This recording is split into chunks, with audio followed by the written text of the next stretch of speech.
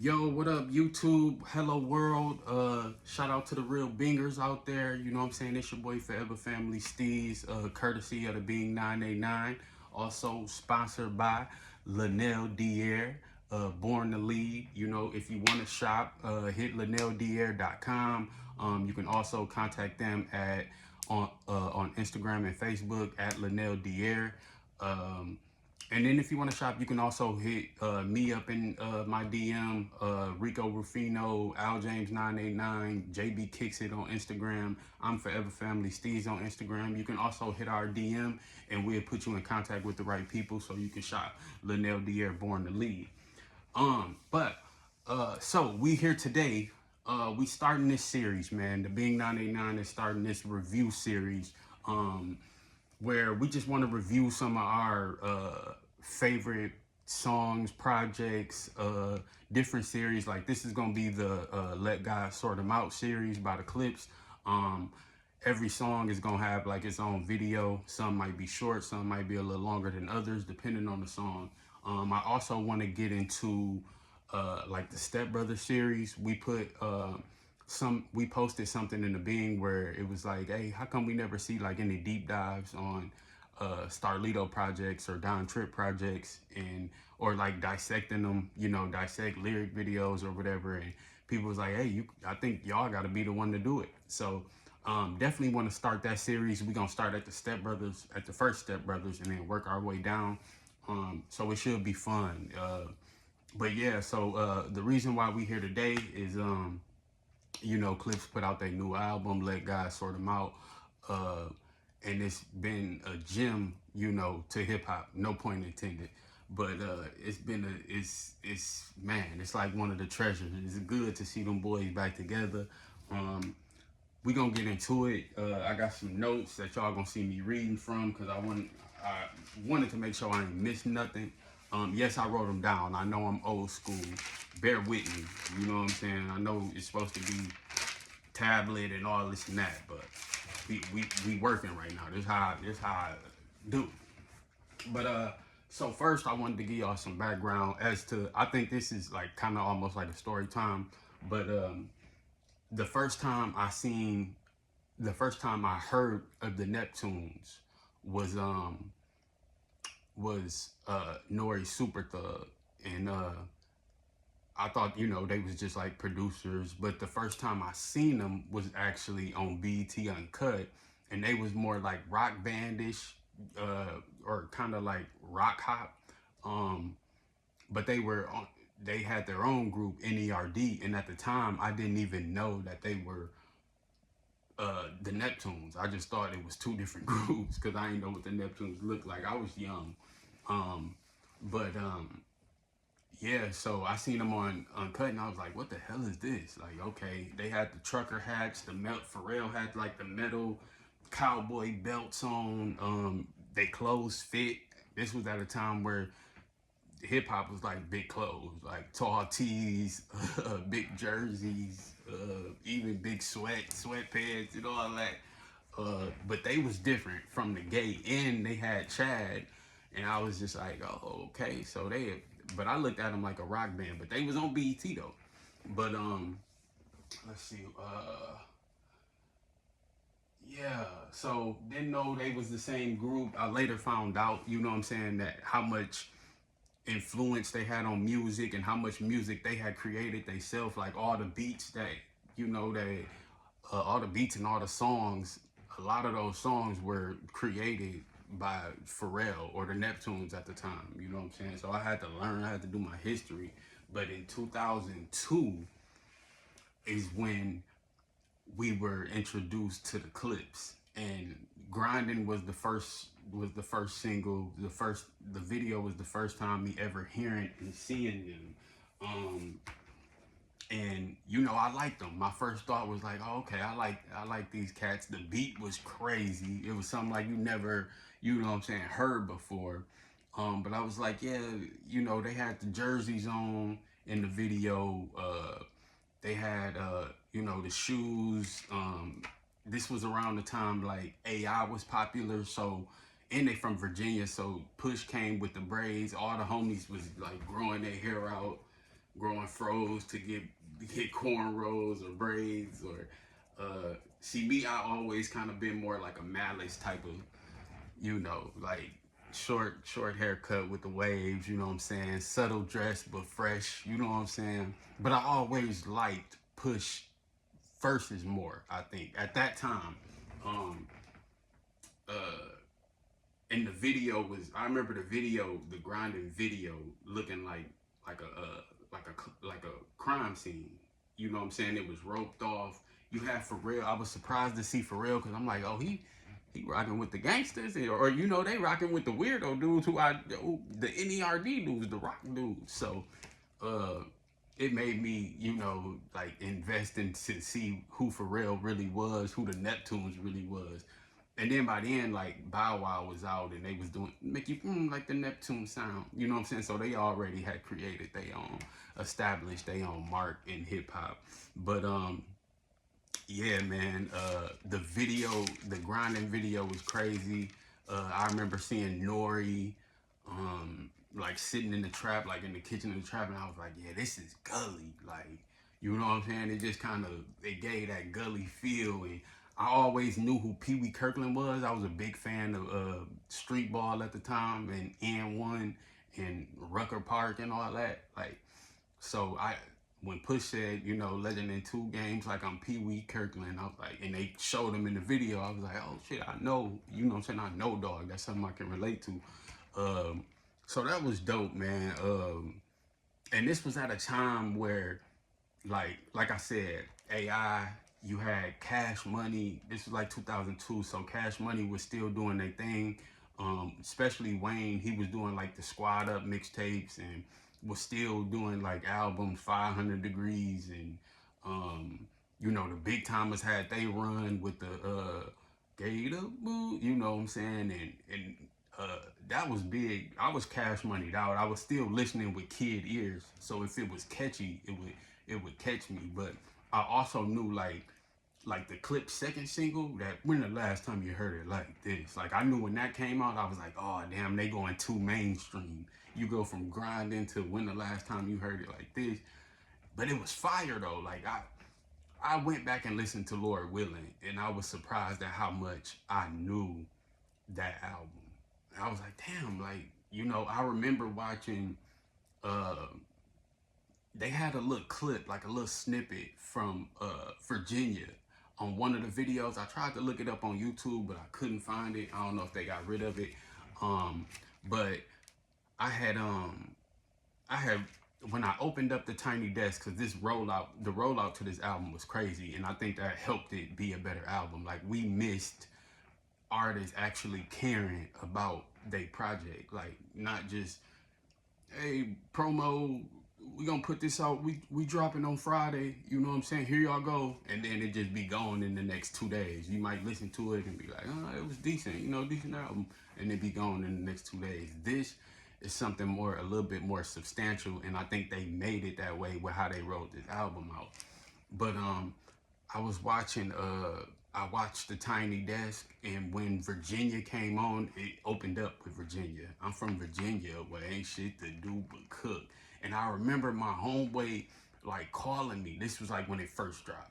I remembered him calling me like, "Hey, you seen that Virginia, that Clipse, that Virginia? I'm from, you know what I'm saying?" And we watched it, and they had the I Got It for Cheap shirts, um and I was like, I gotta get one of them. You know what I'm saying? Like it was, and then I started going back and listening to Lord Willing. Like I said, I don't love her. You know what I'm saying? The Cot Damn, and I watched all those. I was like, damn, they really did. I remember watching the behind the scenes of what happened to that boy with him and Birdman, and I mean with them and Birdman. Sorry. And being like, yeah, this is something, you know what I'm saying? I gotta do what they doing. Like, this is too fresh. They was in New Orleans, you know what I'm saying? And then the beat of that, I used to love that song. But it's still fire to this day, classic. But yeah, this album really showed me like how much they played a part of me growing up, like in my childhood and my teenage years. Because I think when Grinding dropped, I had to be like 12. You know what I'm saying? Like I was at that age where I knew what was going on, but I really did. I thought I knew what was going on. You know what I'm saying? But and I was, running around. I was a knucklehead a little bit. You know what I'm saying? So, uh, but yeah, this album brought me back to those to their prior albums and just the impact they had, like even on fashion with the Bapes and with the like I remember what made me I love Letterman coats now. You know what I'm saying? And I think I can accredit that to the Clipse. And at first I didn't even put that together, but they used to come with the MLB or the Negro League Letterman jackets, and at the time them bitches was expensive, like throwback jerseys and Letterman jackets was like hella expensive. I think Letterman jackets was probably like 600, 600 on a good day. And throwbacks was 2 to 3, 2 to 4, you know what I'm saying, maybe 2 to 5, or you get the right Mitchell and Ness, you know what I'm saying.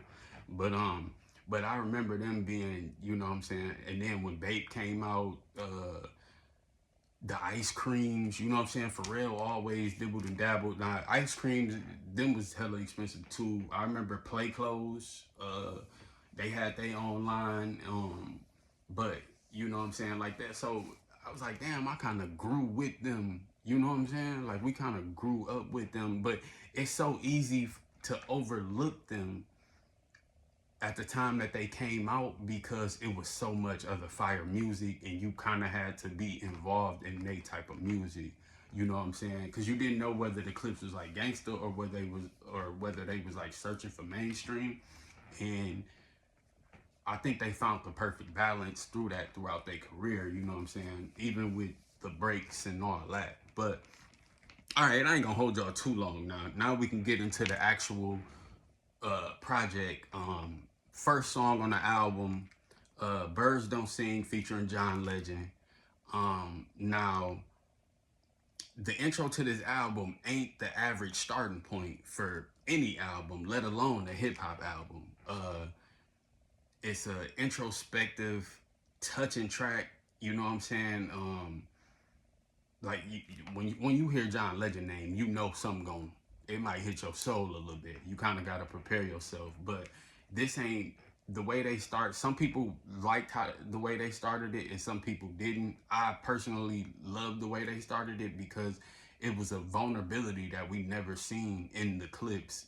You know what I'm saying? Before, like some people was like, oh, I forgot they was brothers. You know what I'm saying? I'm hearing the feedback and I'm like, dang, that's crazy. But it's easy. Like I said, it was easy for them to get overlooked because it was so much other music out at that time. Like the South was becoming more prevalent with, you had T.I. and them dropping, Ludacris and them dropping, Nelly dropping. Hove was really becoming Hove. He kind of was stamping him becoming Hove at that time, 2001, 2002, and their own.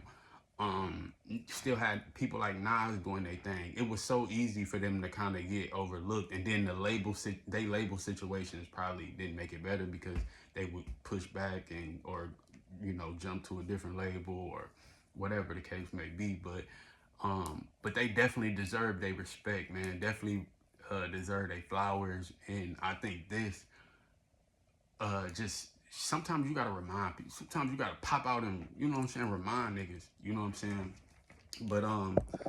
But yeah, getting back to the song, it's an introspective, touching track.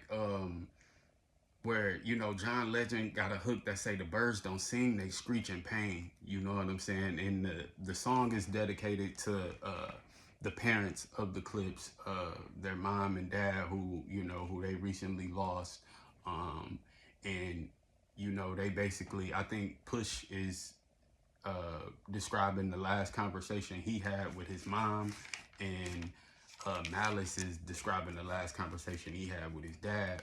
And Clipse is known for like the coke, the dope, the coke bars, the luxury living. But this, you know what I'm saying, once you hear the song, like I said, we're not going to play audio on this review.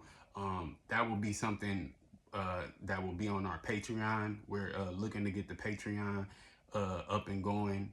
I don't know the YouTube policies on playing actual music. I know they be quick to strike you or shut something down, and I want this to be, I want this to actually be uploaded and viewed, so and enjoyed. So we gonna try to do like the audios on Patreon once we get that going. And if y'all really want to see the reviews, y'all can come kick it with us on there. Or we always got the Discord too. Shout out to Rico Rufino. Always got the Discord going on too, so y'all can always check us out on there. But yeah, so going back to the song, man. Pusha really starts every song on the album, or you hear him first before you hear Malice. But he started this song so direct and so sharp, where he says kind of just how he handled his grieving of his mom. But he says, lost in emotion, mama's youngest, trying to navigate life without my compass. Some experience death and feel numbness, but not me. I felt it all and couldn't function. And that, like, if you ever lost somebody close to you, or if you have lost a parent, or a special loved one, you know that people handle grievances in different ways, and some people just say they feel numb. Or I feel like if it keeps happening to you, the numbness might, is maybe how you cope. But not him. He's saying he felt it all and didn't know what to do. Like, and basically, like, sometimes your world come crashing down, and when you experience death like that. But I feel that because I done went through that. You know what I'm saying? I think everybody has went through that, which makes this song so much, so much amazing. And they didn't. The message doesn't take away from their rap ability on this song. You know what I'm saying? And like it's still elite rapping. You know what I mean? But he goes on to talk, telling her he wasn't going to be home for Thanksgiving, and how he only heard what he wanted to hear with their last conversation. You know what I'm saying? He details her last days with, I see you went to Dee Dee's and stuffed both her fridges. You even told Dad that you wish you never split it. See, you was checking boxes, I was checking my mentions, which is him realizing his mom was trying to tell him or trying to show him some things, and that he didn't see the bigger picture at the time that he was going through that. He was present, but he wasn't really present in his mind. Sometimes we get focused on our own life that we don't realize, what's kind of going on around us. We might realize it, but we might ignore it, or you kind of build that wall up to be like, oh no, we good. Like, she ain't gonna go, or he ain't gonna go, or it's a natural feeling.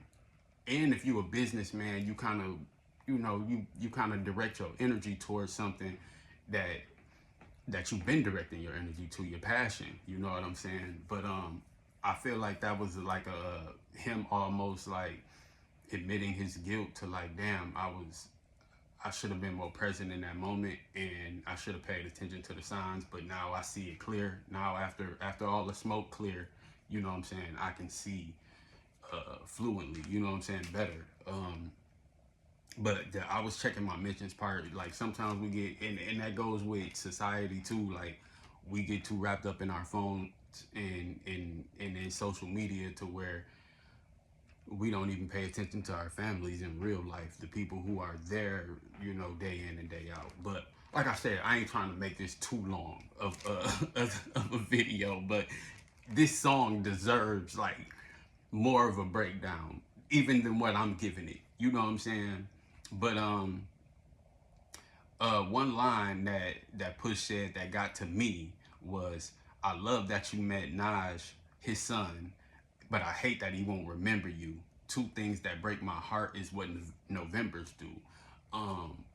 And not, I guess that's his son, you know what I'm saying? But me being a father, and having to, I didn't went through that before personally, and through with my family. Like, it's some people that I wish my kids had more time with, and there's some people that I wish they even had even a chance of meeting. You know what I'm saying? Like my grandmother or my great grandmother who's all passed, and um, I had a father figure close to me pass away, like, and he helped raise me, and it was probably right around, I don't even think my son was born yet the year he passed. I think my son was born actually the year he passed. So I think about that all the time. Like, I love that I love that my kids had a connection with certain people, but it got broken up early. Um, and you got to help them understand that. And then some people they never got a chance to meet who were vital in my life and in my upbringing, that they won't get that luxury. You know what I'm saying? But I felt that I wanted to say, like, a lot of people, I seen a lot of people doing reactions to this and they were crying, you know what I'm saying? And genuinely, I believe a lot of them. But the first time that I heard this song, I didn't cry. It didn't hit me. um, I kind of was skimming because I had already knew like what the basis of the song was going to be, so I didn't want to dive too too much into it. I just wanted to kind of enjoy it and see where the album took me. But my second or third listen, when Push said that, I love that you met Naj, like it was like you get that lump in your throat. Pause. You know what I'm saying? Like, oh shit, like damn, that shit hit me. Like I could see, and then yeah, so that but we all handle things different, and you know what I'm saying. Like it's just refreshing to see this come from a rapper, especially what you would consider like a hustle rapper or a coke rapper or whatever box y'all try to put or a lyricist. You know what I'm saying? Because sometimes it's hard for artists who are considered lyricists to make something touching and feeling like as a Pac would. You know what I'm saying? But yeah, they checked every box on this. That's for sure. They checked every box on this. Let's see. Story being told. It follows. Okay, so he followed. He finishes strong in his verse with T follows you. Now mind you, Dee calls you. Gene finds you. Was that your vision? Precision. While I'm reminiscing, it all hits different. My listen. So uh, when he says Gene finds you, is Malice. That's Malice's real name for y'all who don't know. And Malice found their mom and their dad, their after their passing, and I think Push is looking at it like my mom kind of had this planned out. Like he sees it now. You know what I'm saying? Like I said earlier, when the smoke clear, you can kind of you start thinking more clearer sometimes, and you're like, oh man, that might have been all in their plans. Like when he was talking about her stuffing the fridges, and her letting their dad know, that she kind of regrets them splitting, or they maybe could have stayed together. It's kind of like they be seeing like, okay, let me do these things that always been on my mind before I go. Like you check, kind of like a bucket list, so to speak, but you're making sure everybody knows how you feel before you go, because you know what I'm saying, you might feel something, or God might told you something. But I think Pusha T is looking at it like, in hindsight, like, oh, she knew this and she handled it with precision. She did all the things that she was supposed to do before she left. You know what I'm saying? So, which is, it's a divine moment. You know what I'm saying? Once you start reminiscing and playing things back in your head, and you start realizing things that you never realized in the moment, you you get a different sense of life and a different sense of where that person may have been in those times. You know what I'm saying? Um, but uh, definitely a fire verse by Push. I don't even know if I want to call it fire. It was touching. It was purposeful. It did what it was supposed to do. You felt it. After Push, we hear John Legend for the first time for the chorus, and he kills it. You know what I'm saying? Like I said, you hear John Legend, you kind of know to kind of get in that mood anyway. If you see his name on the track, ordinary people might make you be like, oh, that puts you in that mood where you gonna think at least. You might, whether you feel something or not, you gonna think for sure. Excuse me. But Malice starts his verse with how he found his dad. Uh, Your car was in the driveway. I knew you were home. By the third knock, a chill went through my bones. The way you miss mama, I guess I should have known. Chivalry ain't dead. You ain't let her go alone. And I think they lost their parents 4 months apart. I think their mom was in November. I've been watching a lot of interviews, but I think their mom was in November. Their dad was in March, I want to say. So here, like, it's obvious, like, he was the one. Like, imagine having to be the person to find both your mom and your parents, like, even just loved ones. I was watching an interview they did with Joe Budden, and they was asking Malice how he felt about finding them, and he said he felt that he had to be the one to find them and spread the news and go to each of his family's house and pull up on them, tell them like face to face. And Push agreed, like, yeah, it couldn't have been me. And you know what I'm saying, I agree with both of them, you know what I'm saying, because I feel like that's a barrier. That's a hard barrier to carry. Like, that's but Push knowing, like, hey, I probably still would be messed up if I seen that. You know what I'm saying? And it's just all things you feel when you grieving, you know what I'm saying, or things you don't think about on a normal basis. And when it hits you, you know, and when it happens, it hits you damn, this is, I'm really going through this. This is really my life right now. You know what I'm saying? So, and you have to navigate how you gonna move from there on out. Or are you gonna let that trauma, take you under, or use it in a positive way? Probably. And they're very spiritual people. I think all their albums have been kind of spiritual. Even Lord Willing, which is probably they like street album. But even Lord Willing, like, on the cover art, Jesus is in the back seat of them. You know what I'm saying? So it all comes tenfold. Like, for real, for real. Like, that's what makes this shit so hard. That's what makes the album so hard. Anyway. Okay, you ain't let her go alone. Okay, see, I said all this. Okay, so for his family, for his career.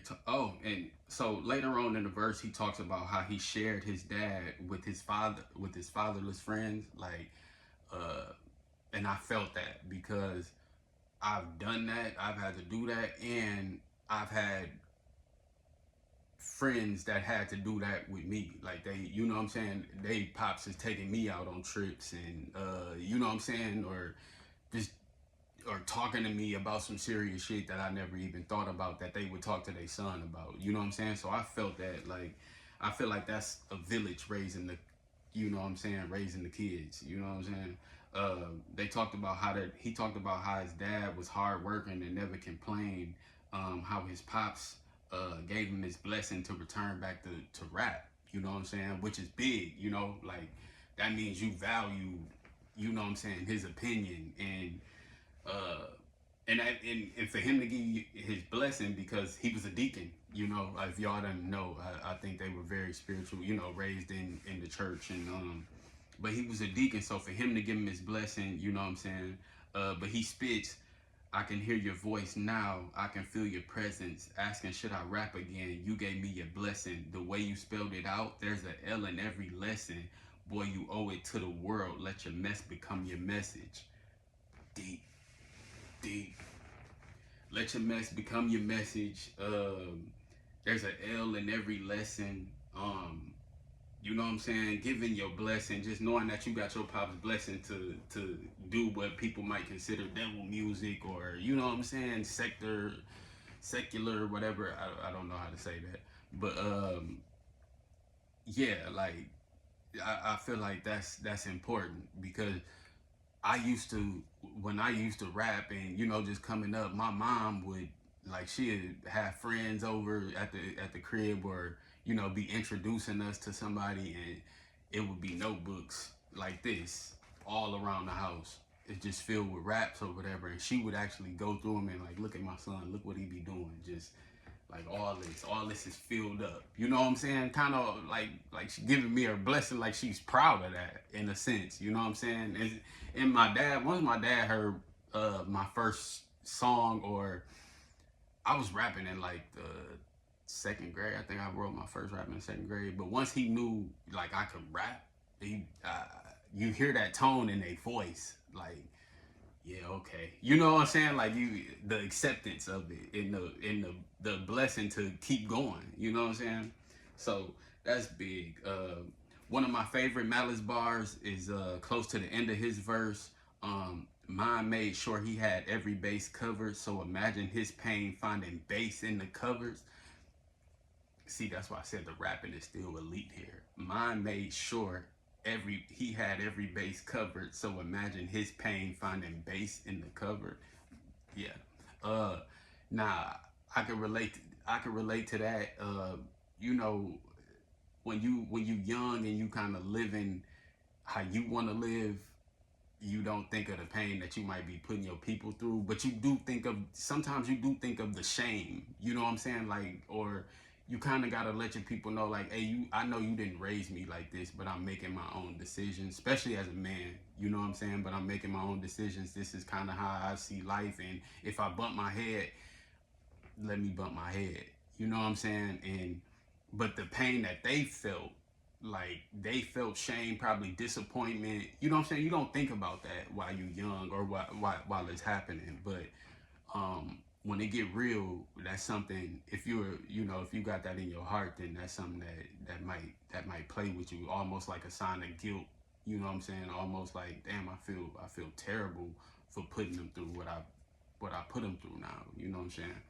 um but like, they honoring their loved ones but expressing their guilt. I think that's a that's a wild combination. And to be doing it, like I said, and to be doing it with the ability of the rap skills that they have, it's perfect almost. You know what I'm saying? Um but Malice is finished. He finishes strong with bars that pierce through the listener. Birds don't sing if the words don't sting. Your last few words in my ear still ring. You told me that you love me. It was all in your tone. I love my two sons was the code to your phone. Now you home. Like the rapping though. The rapping is crazy still in this song. Um uh but it's still heartfelt. The code to your phone part would have made me so proud as a son, you know what I'm saying? Almost like an overwhelming joy, because um, you know what I'm saying? You never, sometimes growing up, you know, your parents might not always tell you how much you mean to them, but it'd be little stuff that you find when they're not around that let you know how much you mean to them without them saying it. You know what I'm saying? And I know when he found that, he was like, wow, you know what I'm saying? Like this, like we was his life. Even we grown men, we having our own kids, you know what I'm saying? He probably might be a great granddad by now, but he still, that's it. That's the basis to his life, is I love my two sons. And like I said, me being a dad and having kids, and me being a son, I can relate to that. I think anybody can relate to that, for real, for real. But because it's almost like, I wanted to say this too. It's almost like the closest thing you get to closure, knowing that and finding those things. Like, even when you find out that they kept so much stuff from your childhood, I think you'd be like, oh wow, like this was, because I would have been through that away. You know what I mean? But so he ended the verse perfectly, and it hits you. John Legend follows with the chorus, and Stevie Wonder, who plays the piano during this whole song, and I love the way they did that, so subtle. You know what I'm saying? But Stevie Wonder also closes the song with a powerful message for those who lost their parents or loved ones.